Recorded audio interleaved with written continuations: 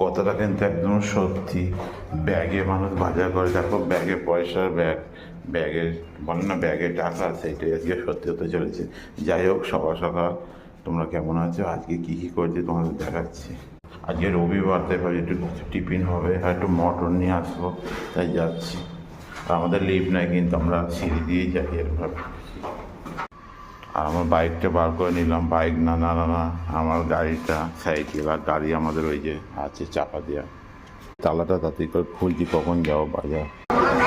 ভালো থেকে মাংস দাও 1 কেজি।